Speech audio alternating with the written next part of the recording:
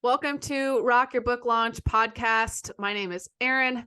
We're in the middle of a Facebook series with Stacy Kennedy. Stacy works at Redbird Social, which is an incredible marketing agency.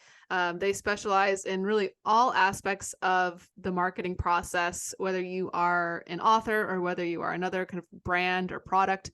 But I am thrilled to have Stacy here. She is a Facebook expert. And today we are going to tie up our series, at least at this point, with talking about Facebook ad targeting. So, I mean, this is this is one of those places where I think Facebook offers a lot more with targeting than a lot of authors realize. So, Stacy, I'm super excited to kind of dive into this a little bit more today because I think that the authors who are listening are going to learn something cool. I do too. At least I hope so. Ad targeting is fun, and also it is an ever-changing thing. So, um, one thing that I want authors to know about ad targeting is that making sure we talked about this in I think episode 1, that your business manager, you've created a pixel or a data set and that you have installed that pixel on your website. Now, when Apple introduced iOS 14, now what are we on? 17, it's been a few operating systems ago. People were able to opt out of cookies or tracking. Yeah. And some people have said, oh, well, that just changes the game for ad targeting. And it does, but it also not every, if I see something and it says, hey, do you want to opt out? I'll opt out. But that doesn't necessarily mean that it isn't effective, that your pixel on your website isn't effective. Make sure it's there. Yeah. And also, the other thing that I really find essential for authors is uploading your email list into that section of your business manager that's called audiences. You can create all kinds of audiences. So, my favorite audiences, email lists, whatever email client you're using, download that whole file from every email that you have, whether it's people who are subscribed, people who have unsubscribed, you're not emailing them. So upload your emails into your business manager as an audience so that your ads can be, you can choose that as an audience to show your ad to. Amazing. Another audience that you can create is just an audience of people who like or follow your page. That audience actually has to be its own audience. You can't combine it with any other things. There's a way you can combine audiences. Those particular Instagram followers, Facebook followers has to be its own audience, but make that audience of your Yeah. followers. And then you can make audiences of your engagement. And when you start making audiences of engagement, you'll see all different things that you can combine into one. People who clicked any call to action button, people who sent your page a message, people who saved any post, or people who commented. And then another audience that I love to create is your video view audience. And so that page engagement audience might have some overlap with your video view audience, but I still think it's important. Sometimes I'll make for a page like every single video view, and I'll go back to every video on that page for the last 2 years. Even though a video view audience only goes back 1 year, it doesn't mean that a video that was posted 2 years ago isn't being seen today. So I like to go back. Video view audiences don't automatically update themselves. So if you post a lot of video content, you'll need to go in every once in a while and just update that video view audience as an audience that you can target. And so those are kind of the main audiences. I hear a lot of authors who say, I only want these kind of people to like my page. It's almost like they're trying to craft, and it really doesn't work that way. People are gonna be drawn to you because they're drawn to you, whoever they are, where they're from. And so you're going to be able to know some data about them in your insights. You'll be able to see demographics, where they live, age, gender, those types of things. But for the most part, if your people are just going to be your people. Yeah. Um, Sometimes, I would say more in the past than presently, we would make interest-based audiences. I think Mhm. those are really important when you're trying to grow who your people are. I want Yeah. people interested in this book genre, this theme, this TV show, these authors. But Yeah. interest-based targeting can be tricky, especially if your content is faith-based, Yeah. because several years ago, Meta removed any faith-based targeting at all. And so doing interest-based targeting can be kind of, maybe it's helpful, maybe it's not, just depending on who your people are. Yeah. But recently, within the last year, Facebook has come up with this really cool tool called Advantage Plus. So Tell us more. if you have no idea who to target or what to do, but you have engagement on your page and you know what's, you can choose Advantage Plus Creative. And that's basically like Facebook's AI Yeah. is smarter than you are. And so they're going to show this certain type of ad to this certain type of person. It's almost like automatic targeting, Yeah. automatic placements, dynamic ads. The ads that Erin sees in her newsfeed probably look different than the ones I see in mine because we're Yeah. different. We're in different locations, different life stages. So we're going to see that we interact with things differently. So Advantage, it took me a while to believe in that the Facebook AI was smarter than me because I Yeah. love crafting my audiences. But even within Advantage Plus Creative, there's a section that says suggested. So you Hmm. could say, I want to use the Facebook AI, but I suggest my email list, my engagement, my video views, my website visitors. Okay. So that's my favorite thing right now, is to kind of a hybrid of audiences I make and Advantage Plus Creative. Yeah. No, I think that's awesome, especially because there's a lot of authors who have maybe a slight idea of who their target market is, but maybe they don't have an exact idea. So that's where maybe that automatic targeting feature could be really beneficial for some of these authors who are like, well, I kind of know, but I'm open to suggestions. So yeah, it's always great when there's platforms out there that can say, all right, let me help you with this, and you don't have to think about it. So I love that that's a new feature that they're including. Yeah, I didn't love it at first because I was really set in my ways of Yeah. I've got to do it this way. I used to rely on lookalike audiences and then I would narrow them by interest. But I admit Facebook Mhm. AI is smarter than I am. So Sorry, I'm gonna we go all the have way. to admit things we don't want to sometimes. Yes. So thinking about, I mean, you said a few minutes ago, so like with interest-based targeting now, it can be beneficial if you're looking to grow. So, um, like, what do you like have to say about like an author who might be running different like types of ads or maybe ads that have different maybe objectives? Like, so do you recommend maybe mixing and saying, okay, interest-based to try and maybe grow the email list, but then maybe a separate ad campaign that's using more of that warm audience for something else? Like, is that something that you would recommend? Yeah, and now what I would recommend for that first example would still be using Advantage Plus Creative, All but right. then under the suggestions, so you can suggest your custom audiences. Those are the ones you create. And you can also suggest people like interest based. Okay.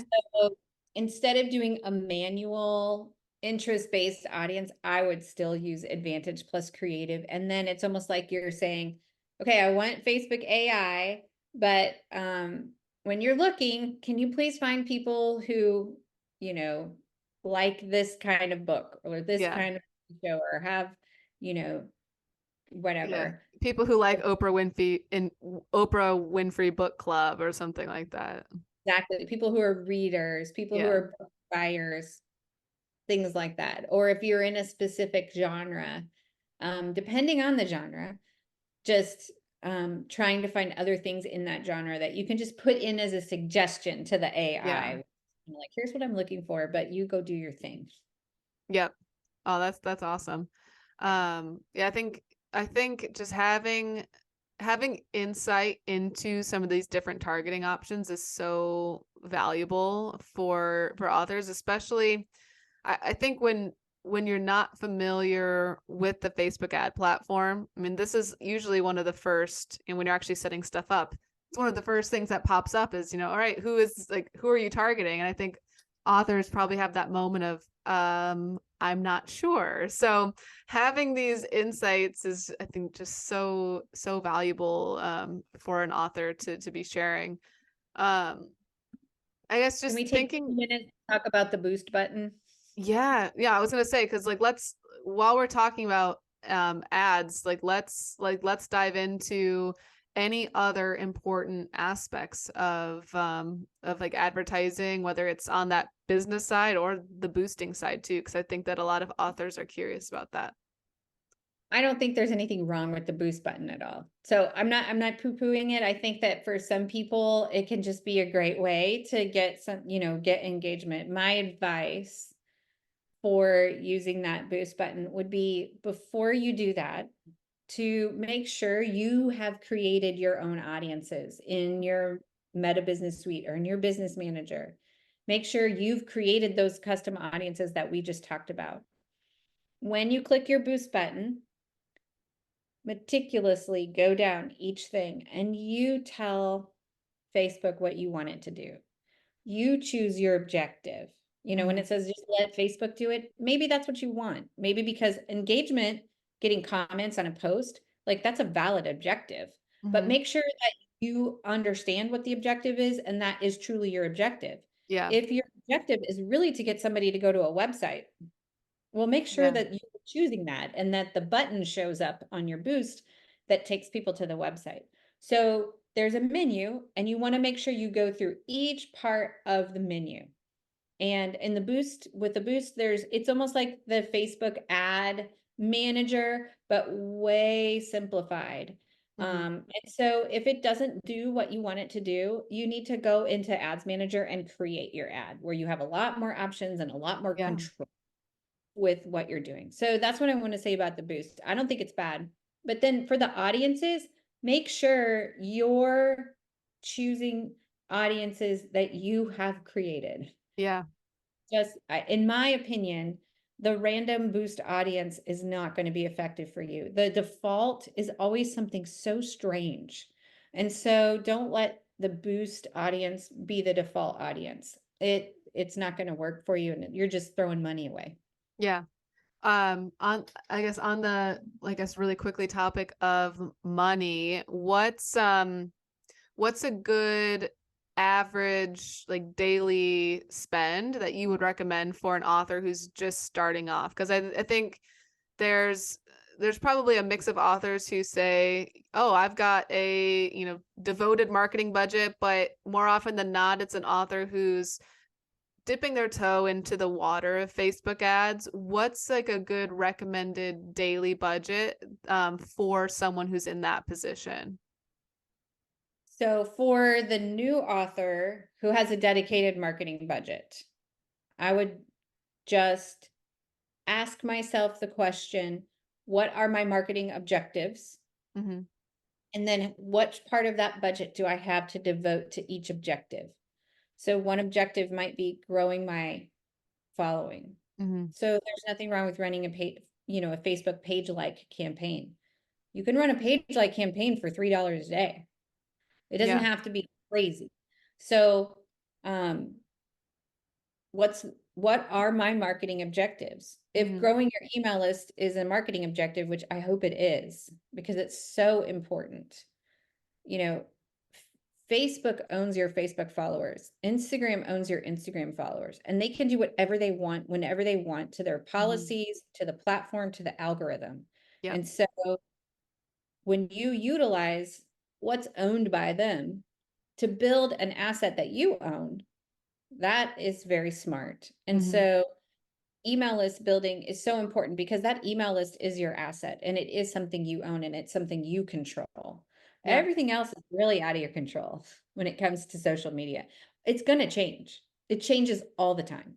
Yeah. So make those marketing objectives to your benefit to get people to your email list if possible. So for an author like, in that situation, if you had $10 a day, you could do a lot. Some of that can go towards growing your page, and some of that can go towards just boosting engagement on your posts, likes, comments, shares, and then Yeah. to grow an email list. Even with a budget that small, you can do a lot. For an author that doesn't have a dedicated marketing budget, you just need to work harder on the organic then. Mm-hmm. Learn the tips and tricks of, how you can invite people to your page organically, how, make sure you're in there. It's a slow roll no matter what, even if you pay to play or whether you're trying to do it organically. But you really can do a lot with a little bit of money if you're strategic with your objective. Don't just boost everything. Yeah. Decide why you're doing it and then create content around what your objectives are. So growing your community, growing your email list, selling your books. If you're an author, Yeah. maybe selling your books so that you can get speaking engagements. That's a lot of our clients, think through what it is that you want and then make sure the money that you're spending is actually having a purpose. Yeah. No, I think that's great. Yeah. So like for authors who are trying to grow their email list, like what does that kind of, I guess, cost that makes sense to you is, if you're trying to get 100 subscribers, how much are you willing to pay for 100 subscribers, and what could that turn into? So it probably takes a little bit of math too, just thinking through and working backwards a little bit. But yeah, I love what you said about how having a strategy in place, like you don't need to be spending like huge amounts of money on on a monthly basis with Facebook to get good results that are going to be, I think, building a quality audience for you and your books. Right, exactly. And there are tools out there like there's a tool called ManyChat. In ManyChat, you can connect to your Instagram and your Facebook, and I bet you've seen people comment with the word rock star. Yeah. And I'll send you this free download. A lot of those are paid services, but it lowers the bar for people. Oh, all I have to do is comment and you're going to send me the free thing. So you can look into things like that. And if you've got that connect, it takes a little more marketing budget for something like that. If your audience is under the age of 35, using something like ManyChat, to, maybe they don't use email as much. Maybe they're texter. So you're gathering phone numbers and you're building your text list. We talked a lot about email lists, but depending on who your audience is, you may want to be building an SMS list. Yeah. So know your audience and know how they will respond and what works for them and meet them where they are with whatever kind of marketing that you're doing. So yeah. That's awesome. Well, Stacy, I cannot thank you enough for sharing all of your Facebook knowledge across this this little mini series. And I mean, who knows, maybe we'll be back with another few episodes at some point, because Facebook is always changing and there's always more to learn. We just scratched the surface. I know. It really is just like peeling back like one layer of everything that can be accomplished with Facebook. So I mean, what I'd say is use this series, if you're an author, as a way to just start testing out if Facebook ads can be a good platform or a good way for you to be building your audience, building your community, getting your book more visibility, even if it's through getting the first chapter out for free to somebody. So use this as hopefully a great guide with what Stacy shared to really get started and test it out. If you are exploring it and want to have that deeper exploration, or if you're looking to have help from, you know, an agency, I highly recommend going to Redbird Social's website. I think you guys do a free consultation, right? Right, So and right at the top of the page, so yeah, you can just click that and fill out the form, and yeah, the first call's free, just to make yeah, sure everybody's a good fit for each other. But yeah, yeah. we love helping authors. They're our favorite. Yeah. And I know it's just for some authors, there's I think something empowering about learning how to do it yourself and managing it. But there's also no shame in realizing this is a really deep and overwhelming platform. And if you're looking for, you know, really robust and like in-depth Facebook ad work, Redbird Social is a really great partner. So if you're listening to this and you test it out and you want that deeper exploration, you know, please have that free consult with them and learn how they can help partner with you. But really the main goal with this series was to teach authors on an individual level how Facebook, both on the organic side, on the ad side, can be such a powerful tool for book promotion. So Stacy, thank you so much. It's a pleasure chatting with you, whether it's just life and, you know, personal stuff, or getting to chat about fun Facebook stuff. So it's been such an honor having these episodes with you. Thanks, Erin. This is great. I'll definitely come back anytime. Perfect. Well, I will definitely have you. So thank you guys so much for tuning in. If you have any lingering Facebook questions, or if there's other Facebook topics that you want more of, just head to, you can go to Facebook and search for Book Rockstar. You can go to Instagram, search for The Book Marketer, and just send me a message there through like one of those platforms.